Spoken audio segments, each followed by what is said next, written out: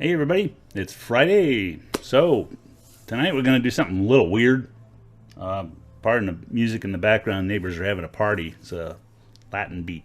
So anyway, we're going to talk about desert placer flood deposits and why we're talking about that in the context of all this other stuff.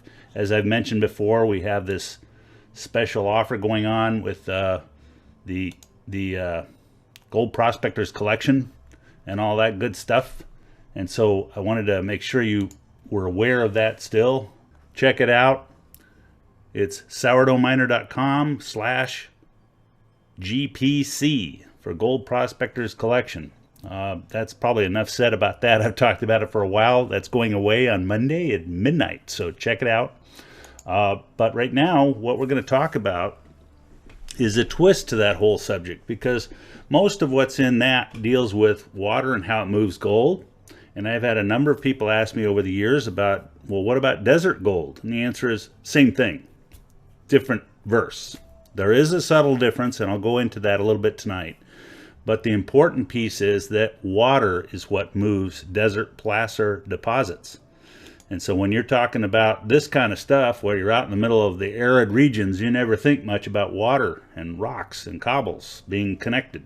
But they are connected inextricably, and especially during these spring seasons when you get these monsoons in the summer, late summer. You'll get the same kind of conditions where you get these massive flash floods that zoom through these areas and scrub the rocks clean like you see here. You'll end up with this, massive cobbles all rounded off, and then you have these big washes. I'm going to draw some lines on this thing. I hope it works. So you end up with this area like here where we have this massive playa forming out in the distance, and right in here, we, surrounded it with this channel. Now, what does that tell you? Well, it should tell you a lot, because we've seen this before. We've seen it in the mountains. We just don't connect the dots that it's the same stuff. With one key difference: the slope. It's dropped its slope. So I'm going to check with you guys right now. I wanted to show you something before we take off on that. Let me show you something real quick here. Let's see if I can do this right. So we've been talking about crystals for the last few days, and I had this fun amethyst. I'm hoping I can get my fingers to focus. Come on, focus. So this is an amethyst crystal. It's quartz, purple in its appearance. Notice the facets. That's what we're talking about when we talk about crystals.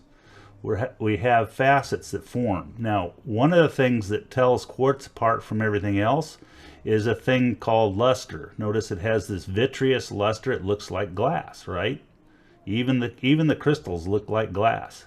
Even the fractures look like glass. Now, when it breaks, it forms what's called a conchoidal fracture, and I thought I'd show you that right here and now. See if I can get the angle right. This has a gorgeous instance of conchoidal fracture. See how it kind of cracks and chips along those edges, and it forms those glass-like concave indentations. That's your conchoidal fracture for you. See the little glassy part right there near my finger? It looks like a chip out of a window pane. So that's the idea, is those are the things you're using to identify gold. I just thought that's an aside, real quick one. Let's check to see, is everybody coming on board? And is the audio working good? Tonight we're going to go for a quick journey into the desert, and the reason we're doing this has to do with the desire to show you how what's coming from this GGM, actually GPC, the GGM is the gold maps, GPC is Gold Prospectors Collection. What's buried in that collection is a lot of information about gold and water and movement and how you can recover gold, whether it's in the desert or in the mountains. It doesn't really matter, but it's primarily thought of as the material for mountain use. But in reality, I'll show you in a second here why it doesn't matter, because the laws of physics are the same. 16 people for a Friday. We're doing good. All right. A little bit of lag, and we're good to go. So we've got Ed from, let's see, where is Ed from? Colorado. Greetings. And we've got Jason here, also from Colorado. Good. And Wayne Peterson is watching. Now, he's also from Colorado. Now, what's with this? We got Colorado invading all of this. I mean, this is awesome. Okay, so Michael Andreessen is here. Good to see you guys. Let's get going on this topic. So what we're looking at is we've seen, you know, the results. We've talked about it so much before.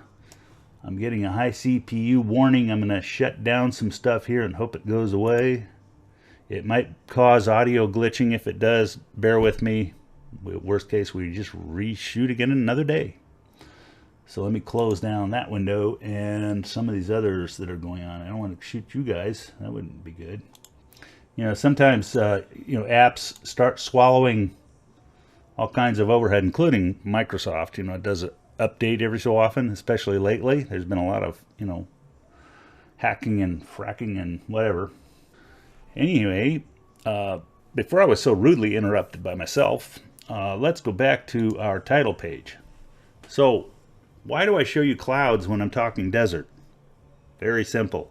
Flash floods, big thunderstorms, massive amounts of water moving. When that takes place, the gold starts to move with it. But in the desert, it moves a little differently than it does in the mountains, interestingly enough. And if you know that difference, there really isn't a lot of distinction between hunting for gold in the mountains and hunting for gold in the desert. The thing that's different is the deposit. Where does the gold settle out? So let's talk about why that's different. And you'll see in a second. I assume we're getting through loud and clear. Hi, Charles. Good to see you. And Wayne's on. And we got Ed and Victor from Australia. I'm sorry, from Maine. Don't have the Victor from Australia yet. I don't see him. I'm sure he's here. We're going to be coming on soon. So, Andrew says, thanks for doing these videos. I learn a lot. That's good. Put it to use to show pictures. Tell me what you find. Tell everybody else what you find. Let's have fun. Show this stuff off this season. Come back here and post the pictures. I want to see your results. We're going to have fun. So, okay, now let's go to the blackboard for the evening. So we showed a picture earlier. I'm going to do a really crummy job here. I'm going to give you this kind of vague notion of some rocks. So we had all those rock formations that look something like marshmallows sitting on a Martian landscape.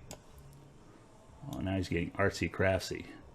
And in that formation, I wanted to kind of give you kind of a particular feel for how it looked to me. And here's how it looks to me. It looks to me like if I were a storm and I were rushing down, and you can't see, I didn't draw this one right. I'm going to draw some more in red. Need some more red, please. We're going to take them right on up past Prospector Jess, and this is, call this the Big Red Doughboy Mountains. the Marshmallow Factory. So what we've got here is this zone that's basically forming a channel. That channel, what I want to call your attention to, starts in a narrow stream up in the upper reaches in the mountains above the desert, and quickly flashes out onto the desert as a flash flood. As it gets out into the open desert, it does something really important, and that is it spreads out. Now, we talked about this before. When a flood spreads out, the volume of water that's moving is the same. The speed, on the other hand, is not. As it spreads out, its depth drops and the velocity reduces. The brakes come on. So what is gold going to do?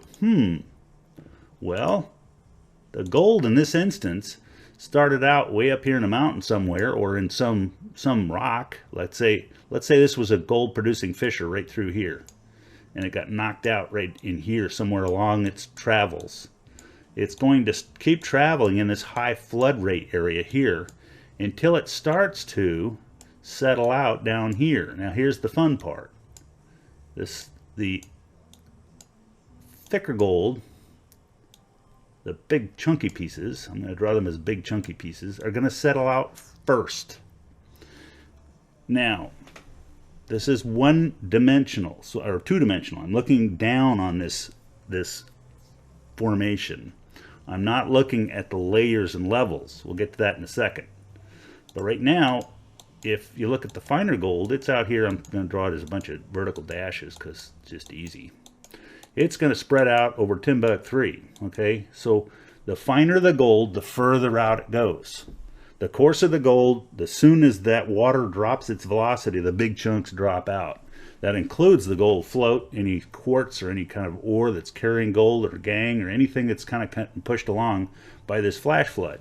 Because remember, this area up above is in flash, and it's just rushing down the mountain as fast as it can, carrying all kinds of load in a 4 to 6 foot high massive thing of water. If you want to see some fun, go look at, there's a number of YouTube videos that showed up this year. There's one, look it up, flash flood Palm Springs. Man, did the water move out of Idlewild and into the Palm Springs area in a big hurry. And with it, it took all kinds of stuff, cars, you name it. It was a big deal. Okay, so that's the thing we're talking here, something that would move boulders. When it starts to settle out, because it has spread out, again, it's spreading over this wide playa that we talked about earlier, where it spreads across the desert and dumps its load. And further out, it spreads the sands and silts and fine flour gold. So why am I interested? Well, because one, that gives you an idea right off the bat when you're looking at the terrain in the summertime and you see these rocky structures like we've drawn in red here. I'm gonna do something with them. I don't know, draw more red. No, draw some dark blue around them. Okay, when you see these structures forming this kind of a jet that fans out into the desert, now you have an idea what's going to happen in high flood. The water is going to be very deep back here, and it's going to be very shallow and spread out wide out here in both directions. It's going to be spreading. So we're going to see that water just kind of, and then when it does, it drops its velocity unlike anything in the mountains. That's the key difference. In the mountains, it's going to drop its speed maybe a little bit, and then it's going to pick it up again in the very next entry once it goes through a pond or a pool or a marsh or something like that. And so there might be some stuff at the headwaters of that, but the minute anything builds up of any size, it's going to get pushed on downstream.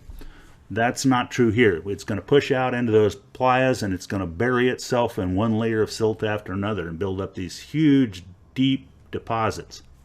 But remember, the deep deposits, because they don't get plowed through every season, unlike the stuff in the mountains, these things may never get plowed through. They may just eventually turn into sedimentary rock. They get so deep.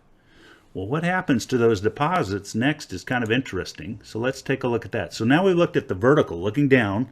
That's what this view is. We'll call it a z-axis view. Let's look at the horizontal view of what's happened there. So let's go redraw our mess. Here we go again. So now we're going to look at, first thing, bedrock. Okay, and then above bedrock is going to be the next layer, which we'll paint in, I don't know, pick another color. How about grayish? Okay, and this will be our sediments. And they're going to go on in layers with every single season having another layer added to this mess. Now, what happens here is, during these flash flood seasons, we are going to find that there is the ability for the gold to be deposited in different layers and different concentrations. And this is one of the things that makes desert prospecting fun, and also a pain in the rear. Fun because, as the old desert prospectors used to say, well, you ever hear of the Lost Dutchman's gold mine? That one was more mountainous, but even then, many a lost mine was lost in the desert for this simple reason I'm going to show you right now. And that is, at each one of these layers, it may have knocked loose some big chunks of gold. They may have concentrated in this one layer and not show up down near bedrock. Why would that be? Because of when they came in and the fact that the gold, the erosion never went any further down. Remember we talked about how this thing just builds and builds and builds? That's because it's spreading out.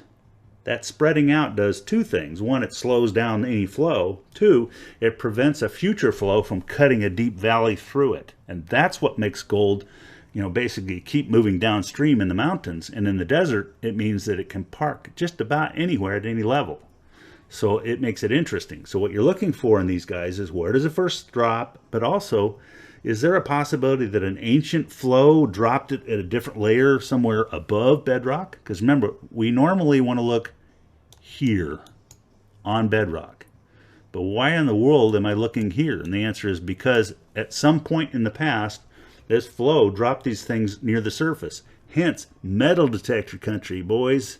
You can find stuff fairly shallow that has fairly good size in the desert, unlike anything you can find easily in the mountains. You can find it in some areas in the mountains, but typically you're going to want to go down toward bedrock to find the big stuff. Here, hey, I've seen people pull stuff out at the roots of a cactus, a big saguaro.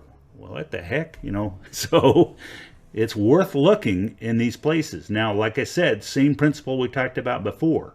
As it goes further out, the gold that's out here is going to be finer, simply because of the erosion of that area. Now, if there was ever a point where this thing was jetting through this area and it is eroded back from it, there is a possibility that some layer down in here could have a pocket of gold. There's also another possibility that if you see something that looks a bit like, and I've shown this in the past, a bit like some kind of a rock protruding through here, and it is eroded back, and it happens to have quartz and stuff like that going through it, it's possible that you might run into a placer, a pocket placer, in which case this thing back erodes, and the gold will pile up near the water table is essentially what happens. Different kind of animal entirely. I don't want to get into that tonight, but the primary thing we're talking about is these layers capturing the gold at different elevations, unlike anything you see typically where there's more scrubbing action during these flooding seasons.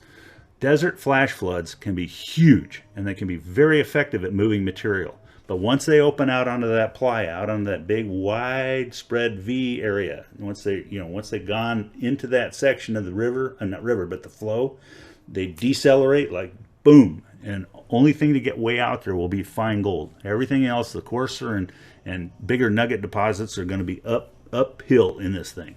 So just keep that in mind when you're looking, and that's what you got to watch for. So now, why do I bring this up? Because desert gold largely isn't a lot different than mountain gold, except this one aspect. It does make for some interesting stuff, especially when we're talking about this kind of thing going on here, because you're not used to the thing not going completely to bedrock on purpose. Now, it can go to bedrock here, and you want to watch for that, but it doesn't have to. And in some cases, if it's widened out and you're finding bigger chunks, then look at that layer. Keep looking. Scour the whole region. Get your detector out and run over the whole thing, because there's likely to be more pieces in those areas, and especially if there's any kind of local contours that would cause an eddy or something to happen in that area, it could cause it to concentrate a little bit of gold in one nice little pocket, and that's what you're looking for. So now, that doesn't get into lode mining and lode prospecting in the desert, a different animal entirely, and it has these complications on top of it, but works very similar to prospecting for lode in the mountains. Basically you're doing that business of where did it stop being seen in these floods, and then chase it. Or where does the geology tell you it ought to be based on sulfides and other stuff. Rocks and minerals. So again, that's tonight's discussion. Just thought I'd spend a little time talking to you about that. Not the government gold map. The thing we're talking about tonight has to do with our GPC. Put in the right link here so you can check it out. Like I said, it's available until Monday at midnight, and then it goes back up. So that's it for now. I just thought I'd check in with you, and good prospecting. Have a great weekend. Weather's looking kind of interesting here. It looks like we're heading for June gloom. California gets this thing we call June gloom.